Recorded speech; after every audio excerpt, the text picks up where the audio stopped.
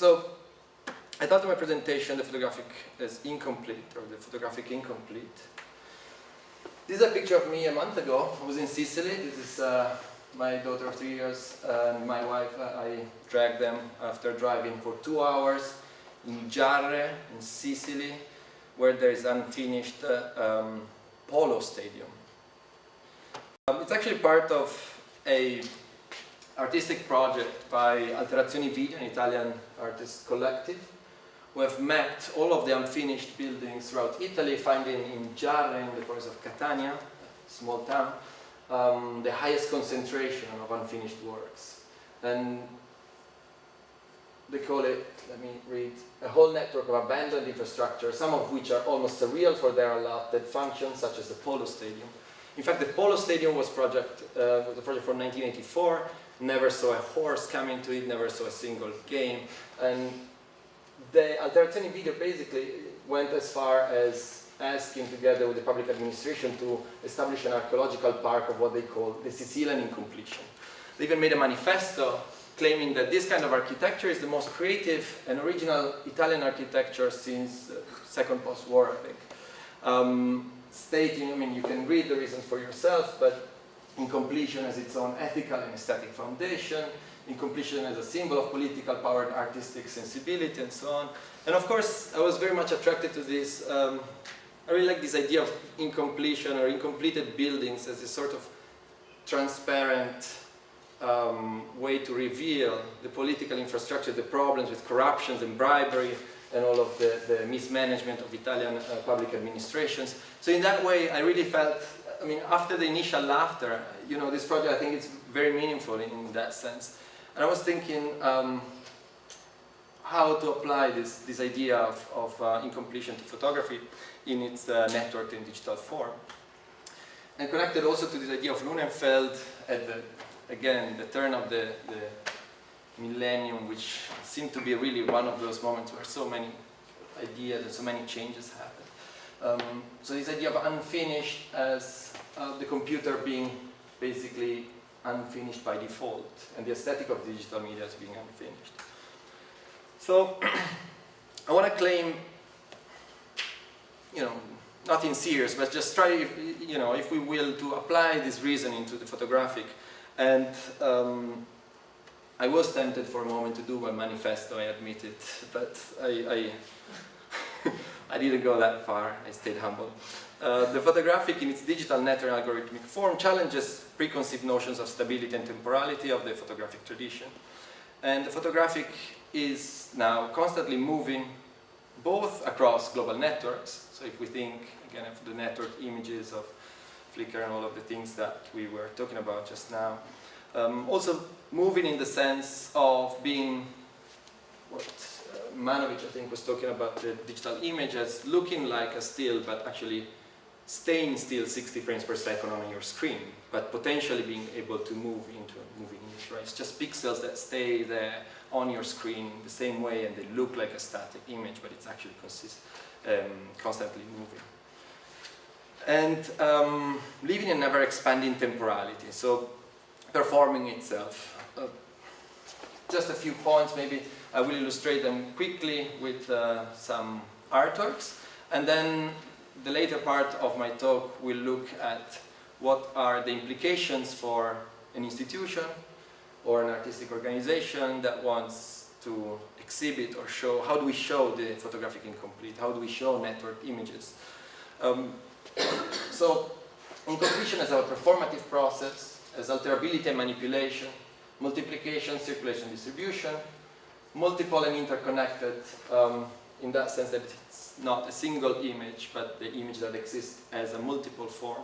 I think it's also very nice from Stefan's presentation, also these clouds that you look at a multiplicity of them, you never look at a single one and then stop, right? And also what Susanne Hotel was saying, this, that you guys share this mutual feeling of excitement and depression, because it's this multiplicity of images that kind of carries this experience, I would say. So moving between physical and digital realms, it's never settling between one of the two. Revealing the infrastructure that sustains the materiality of digital media, and questioning authorship and revealing the human-machine interaction. We've seen this yesterday, Amalia Ullmans, and everybody, I think, is aware of her work. I actually chose her work for a reason that comes back later. But this idea of performing through pictures, so the photographic becomes part of a series that is potentially never ending, or in her case, ending when the artist wants. David Horvitz, Mood Disorder, I think it's also a work that is quite well known.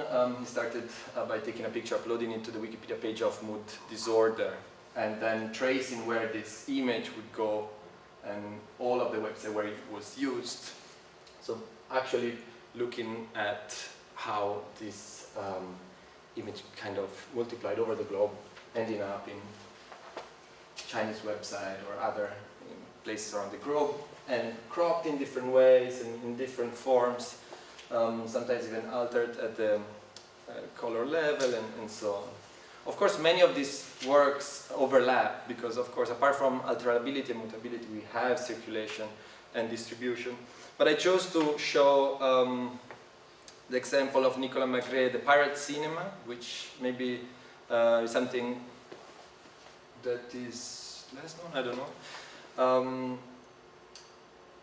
The Pirate Cinema is a 3-channel installation. We showed it here in the black room in 2016. And basically it shows live all of the files that are shared on peer-to-peer network like the Pirate Bay, showing where they come from and where they go. So you see live every frame of every image, every movie that is being downloaded and uploaded through BitTorrent systems. And what you see aesthetically is this constant glitch and continuous flow of unfinished images, because images are traveling so fast. Sometimes you just are downloading one frame before the next one, so you see sometimes you have artifacts in the image because the other part of the file is still arriving and coming. So it's a constant flow and circulation of images that just unfolds in front of our eyes. And it's a constant flow of, you know, mostly like the biggest Hollywood hits. The Pirate Bay is usually, if you look at the top 100, it's either porn, Disney movies, Hollywood hits, so you have this also weird spectacle in front of you that unfolds, and which really shows also the way that these networked images, what they are and where they go. I added this one, which is maybe not in the right category, but if you're, maybe this is a bit more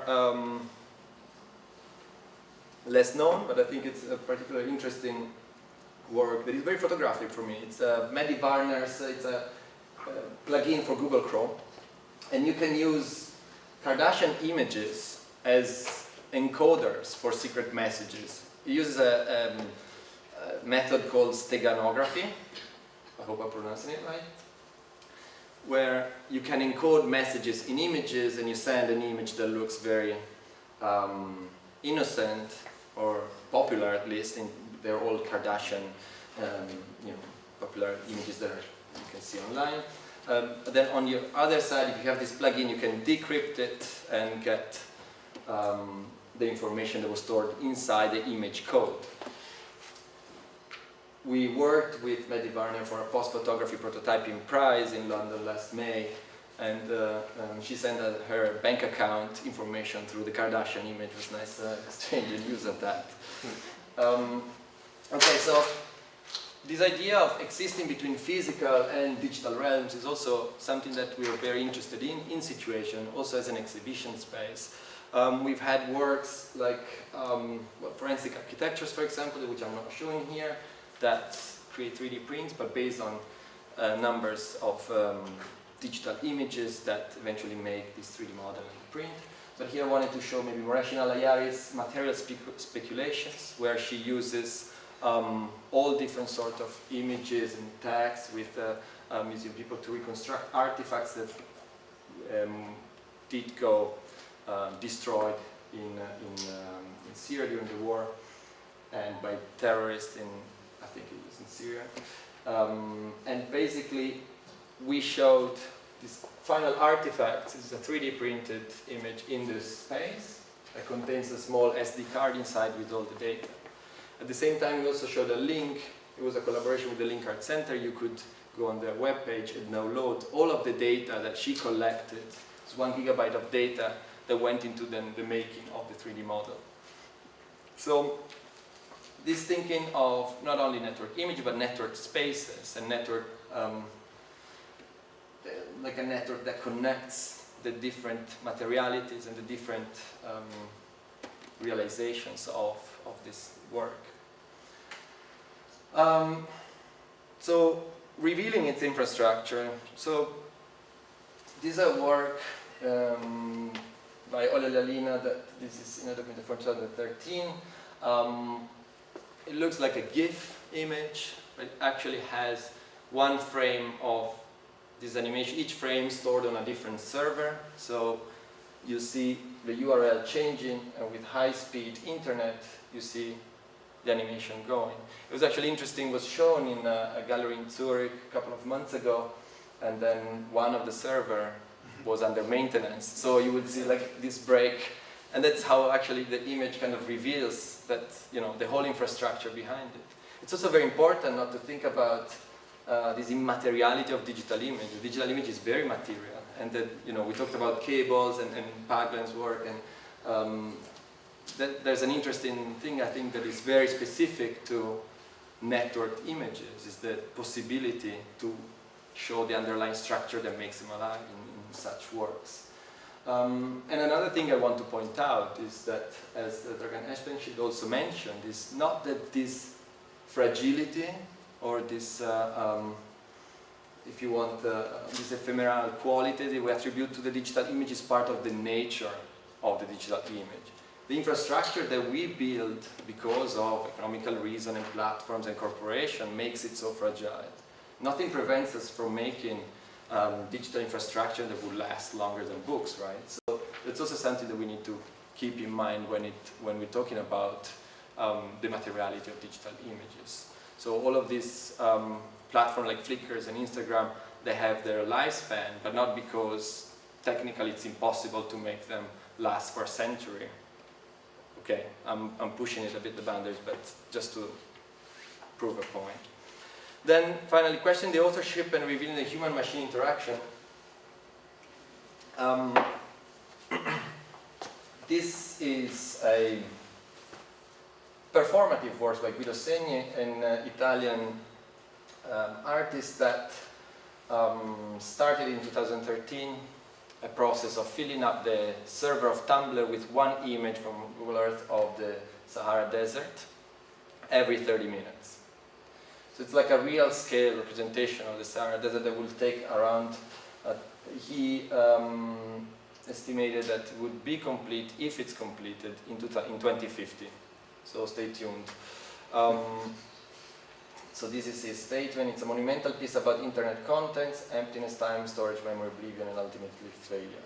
I program an internet bot to traverse the datascapes of Google Maps in order to fill a Tumblr blog and its data centers with a remapping representation of the whole Sahara Desert, one post at a time, every 30 minutes. The whole performance will approximately take 50 years to be completed, but it is not clear if the audience, the Google servers, the Tumblr archive, or the internet itself will last enough to see the end. So in a way, this is also very much related to the infrastructure, but I think there's also an interesting dynamic between, you know, the program and the author, and sort of, you know, just letting go after the program starts and see it unfold in its own machinic way. All right, so how am I doing this then?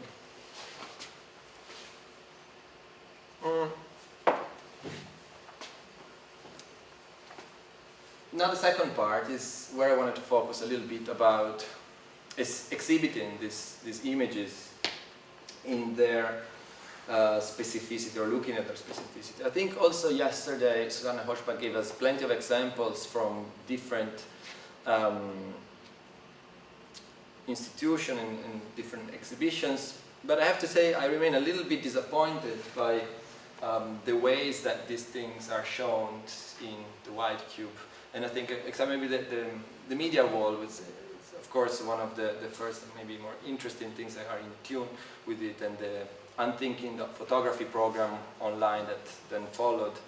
But here I want to show, well, to example, Richard Prince, as you know, probably appropriated bunch of Instagram pictures, which is nothing new, especially if you know Prince's artistic practice. But the interesting thing is that the way that these images are shown in the space are kind of missing the point of what a network image is, because they freeze the image at a specific point, and then, funnily enough, I went and tried to look for the original image of this one. I couldn't find it, but I found the Instagrammer posting a picture of the photo in the space with added comment directed at Richard Prince. So I think there's this whole conversational side of things, and also all of this part, and this part, and this part, and the likes, and the followers, and the comments that suddenly disappear because it's just not interesting enough from a representational issue in the canons of photography that somehow seem to miss the whole properties of the shared images online. The same goes, I mean, we looked at this yesterday, and I know you showed also in some instances this work was shown with some iPads. I think Fabian, you also showed it. Did you have iPads next to the work? Yeah, we had an iPad with right. So at the same time, you know, like giving this emphasis on the quality of the image itself seems also a little bit unsatisfactory to me, because I think that the whole work itself kind of unfolding as a performance on the internet is not very much represented in this way in the gallery space. And I don't know, the iPad, I have to say, I did not see the exhibition, but I don't know, I'm just not really happy with these iPads in the space. I feel them a little bit kind of like saying like, yeah, we wanted to engage with the internet, but we really, in the end, needed to print stuff on the wall. I'm not saying we do it any better. And yes, and here, of course, even more so, right? The whole thread and the whole activity attached to the image is completely lost, because we reduce the network image to the square, getting rid of all the communications that actually is so much part of the image. I would say makes it a fundamental part of the work. So I'm going to present now a few, like a showcase of institutions, organizations that are doing something that I think is interesting and offer a glimpse of what could be done. Some are more serious than others, some are playful, but I think they all have their own, in their own rights. They've done something interesting and original, which could be inspirational, and I hope this could be also something interesting for other people that who work professionally in institutions and photography or in art. A little caveat, I'm not going to show anything from big organizations, I'm not going to talk about situations because we're here. So I will not talk about the art port from the Whitney or the Espace Virtuel from the Poem.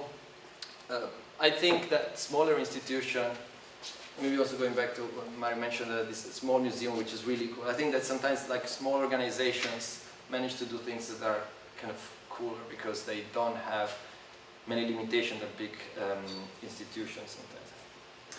So I want to start with the Link Cabinet, which is a project by the Link Art Center and curated by Matteo Cremonesi. Basically, the Link Cabinet is an HTML page that is given to artists. So they commission an artist they give them the keys to the server and just use this HTML page, and for the duration of the show, the artist is free to show their work there. So using the internet really as a gallery and giving complete freedom to the artist. The only thing in the way, I think there's just an arrow up there that takes you back to this about page. We collaborated with them, as I mentioned, in a situation where we showed Moresh and Alayari's work. Screenspace is an email-based platform curated by Ada Potter. We'll collaborate on this cluster, and does it work? I mean, the principle is very simple, but I think it's genius. It's using the email as a space. So, first of all, emails now in smartphones, they become these very intimate spaces where we can experience, works in a very different way. It's not a public space. It's a very intimate relationship that we have with our phones. So I think that it's an interesting test to try and have works that use this medium. And it's also great in the sense that it has this viral potential, this networked potential, of course, from net art, and it inscribes itself in this tradition of mail art, which is also quite interesting to rethink with digital technology. So I invite you all to, am I not connected to the internet? I invite you all to subscribe, because over the course of this cluster we have collaborated with them to show 3 artworks.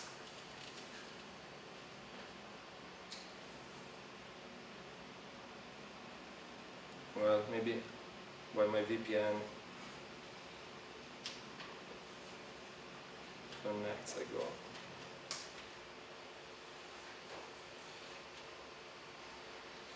Screen-space.info. It's easy. And just subscribe. It works like a newsletter, basically. And once a month, you will get an artworks in your inbox. This is just one example, and of course, you would scroll. Some artists work with, the specificity of the scrolling. Some others with different properties of the email. I love it. Okay, I want to mention Rhizome. Of course, Rhizome has an excellent net art anthology, which is, and it's a leading organization that looks at digital art, net art, and media art in general. But one of the series that I personally love the most is the Download series. That's a nice watch. The Download series works works by looking at the relationship between online and offline in our experience in our offline computer when we download files. So different artists have created works that you download as zipped folders, and then in your computer you just open them and experience the works on your computer.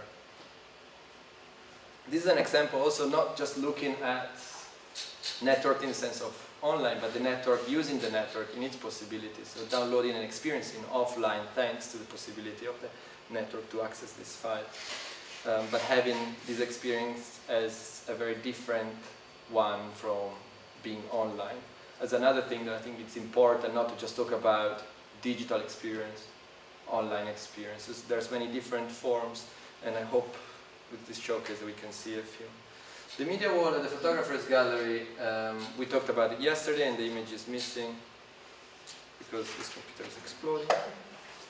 El Paquete Semanal in Cuba is not per se an artistic institution.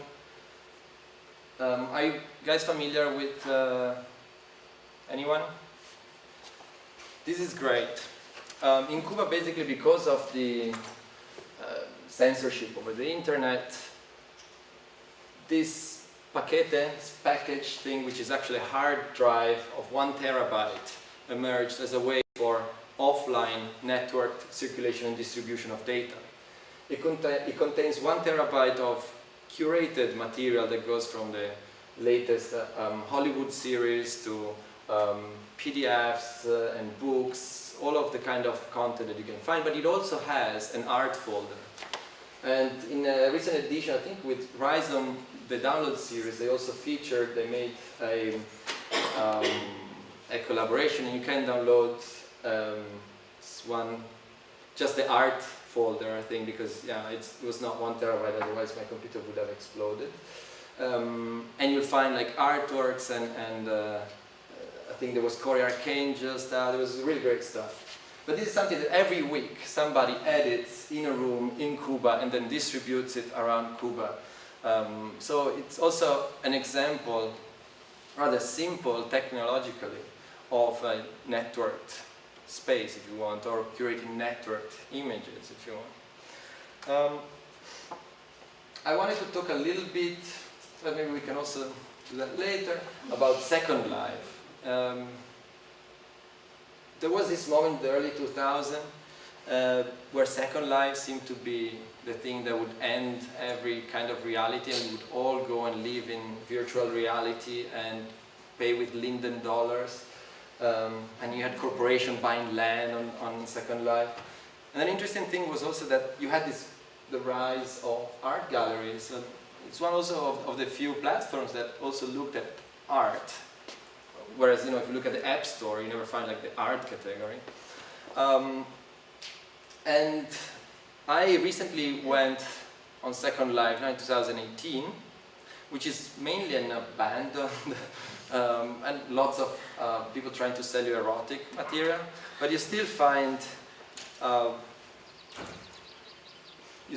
very interesting places. I think what was one of my, this is a screen grab I did of myself a couple of weeks ago, going through this museum.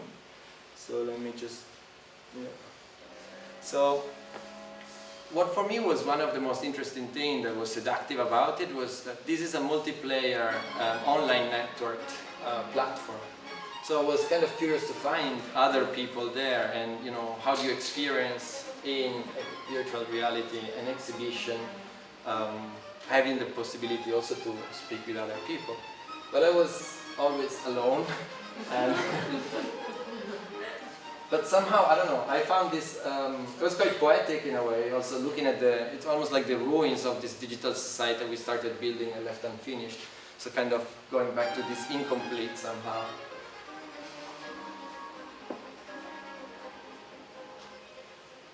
We can play later if you want. Now, Gifs, of course, I'll go on forever through the lunch break, sorry. Well, it just means that we need to skip this break. Okay. Right now.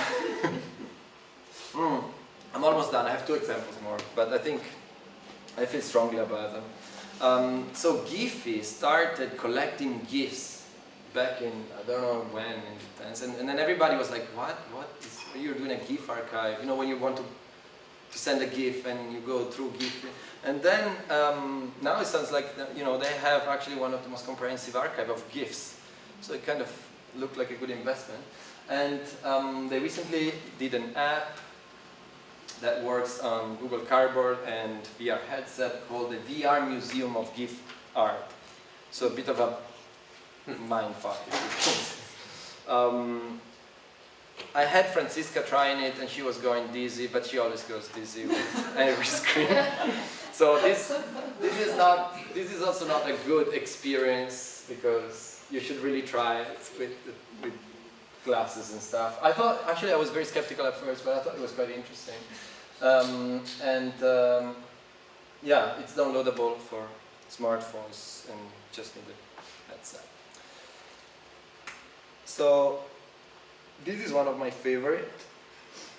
This is a gallery that opened in Minecraft. So Minecraft is a video game, as you probably know, and you can play multiplayer mode, and they open on a server that you can access in multiplayer mode.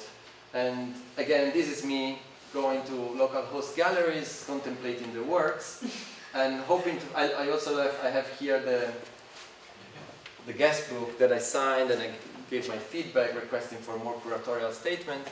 And the interesting thing is that the gallery gets reshaped, remodeled, the architecture gets reworked every exhibition.